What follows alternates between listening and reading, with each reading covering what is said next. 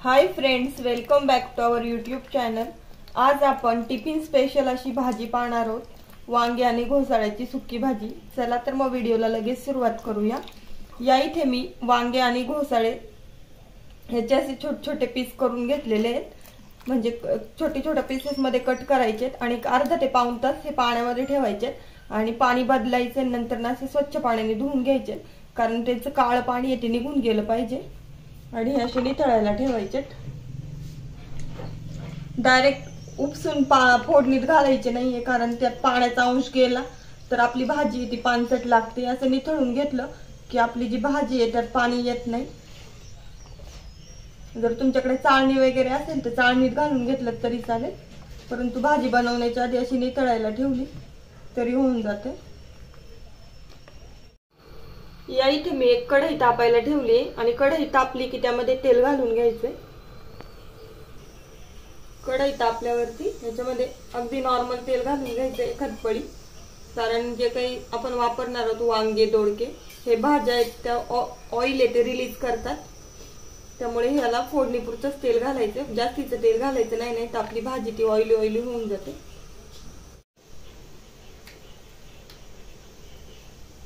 त्यानंतर ना तेल तापल्यानंतर यात अर्धा चमचा भरून मोहरी घालून घ्यायची आणि मोहरी तडतडल्यानंतर ना अर्धा चमचा भरून जिरं घालायचं।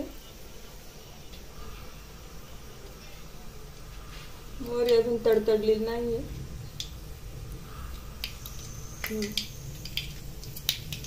जिरं मोहरी टाकल्यानंतर ना आपल्याला याच्यामध्ये पावडरचे मसाले घालून घ्यायचे।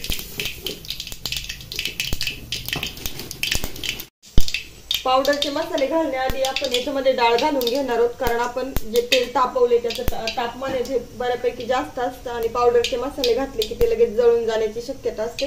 त्यामुळे इथे मी मुगाची डाळ 2 ते 3 चमचे भरून मुगाची डाळ भिजवलेली होती। अशी भिजवून घातलेली डाळ टाकली की जी भाजी आहे त्याची टेस्ट आणखी एनहान्स होते। आणि हे तेलात चांगली डाळ परतवून घ्यायची।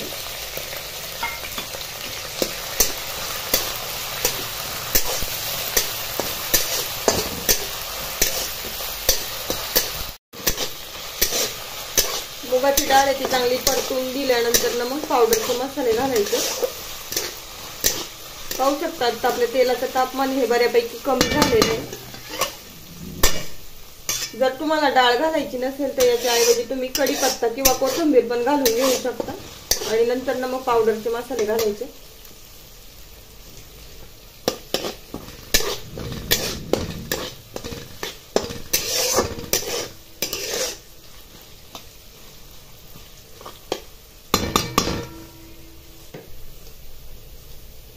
सगळ्यात पहिलं तर अर्धा चमचा भरून लाल तिखट किंवा जो तुमच्या घरात रेग्युलर मिरची मसाला असेल तो घालायचा।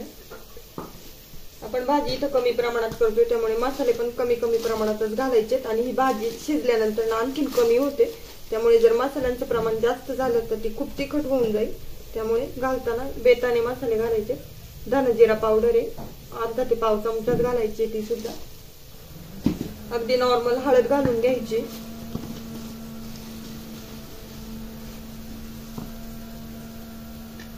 पाहू शकता आणि हे जे पावडरचे मसाले हे डाळी बरोबर छान मिक्स करून घ्यायचे।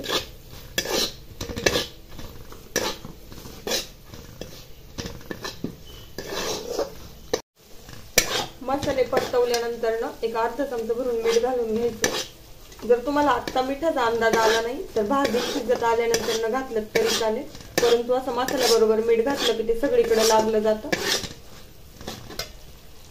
आणि आता सगळ्यात महत्त्वाचं म्हणजे ही जी भाजी आपण नितळायला ठेवली होती ती याच्यामध्ये घालून घ्यायची।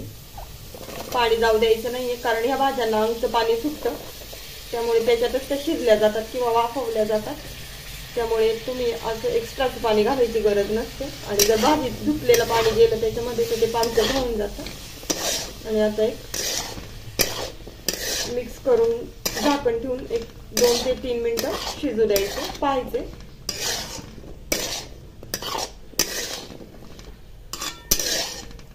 पाहू शकता अगदी नॉर्मल आपण तेल वापरलं होतं तरी पण पूर्ण भाजी कोट झाली आहे मिरची मसाल्याने।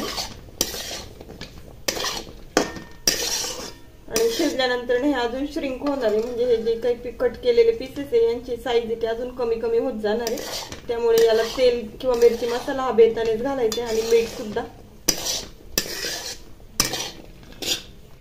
आता आपल्याला झाकण ठेवून एक 5 ते 7 मिनिटं शिजू द्यायची भाजी. 5 मिनिटांनी चेक करायचंय झाकण काढून भाजी शिजली आहे का नाही किंवा कितपत शिजली आहे.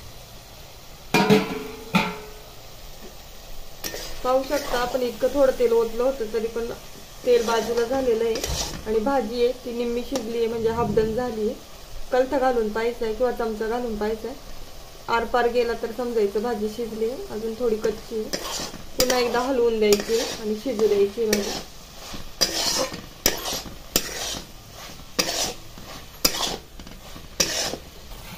पुन्हा एक 5 मिनिटं शिजवून द्यायची. 5 ते 7 मिनिटांनी चेक करूया.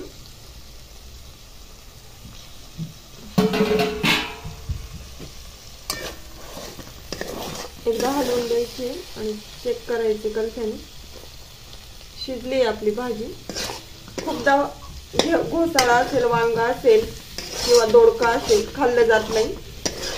अशा पद्धतीने भाजी केली तर ती इतकी चविष्ट होती की सगळेच जण आवडीने खातात आणि टिफिनला द्यायची असेल तर 10 मिनिटात होऊन जाते ही भाजी.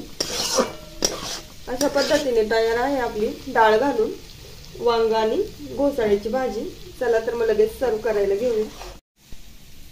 आमची आजची रेसिपी तुम्हाला कशी वाटली ती कमेंट करून सांगायला विसरू नका. व्हिडिओ आवडला असेल तर लाईक आणि शेअर करा आणि चॅनल आवडला असेल तर सबस्क्राईब करा.